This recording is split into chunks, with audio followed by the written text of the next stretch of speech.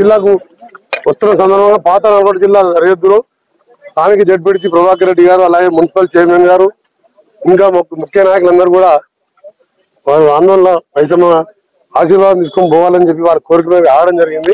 స్వాగతం పలికిన మా నాయకులందరికీ మరొకసారి వారికి ధన్యవాదాలు తెలియజేసుకుంటూ, ఇటీవల జరిగిన ఎన్నికల్లో మునుగోడుతో పాటు నేను చెప్పినట్టు నల్గొండ జిల్లాలో 11 స్థానాలు గెలిపించి మళ్ళా కాంగ్రెస్ పార్టీ కంచుకోటగా నిరూపించిన కార్యకర్తలందరూ కూడా ధన్యవాదాలు తెలియజేసుకుంటూ, తప్పకుండా మీ నమ్మకాన్ని వమ్ము చేయకుండా సంవత్సరానికి ఆఖరికి 10 సంవత్సరాలకి తెలంగాణ వచ్చినా నిజమైన తెలంగాణ వచ్చింది డిసెంబర్ 3వ తారీఖు రోజే. ఆ కార్యక్రమాలన్నీ కూడా మీరు ఇచ్చిన 6 గ్యారెంటీలు ఏందో ఏ విధంగా చేస్తామో మీరే చూస్తారు. చెప్పిన ప్రకారం 100 రోజుల్లోపు 6 గ్యారెంటీలను అమలు చేసి తెలంగాణ ప్రజలకు నిజమైన తెలంగాణ, నిజమైన ఇందిరమ్మ రాజ్యం, తెలంగాణ సోనియా గాంధీ వారి నాయకత్వం ఆమె చెప్పిన 6 గ్యారెంటీలు అమలు చేసి చేయని కూడా ఇంకా ఎన్నో కార్యక్రమాలు ఉన్నాయి.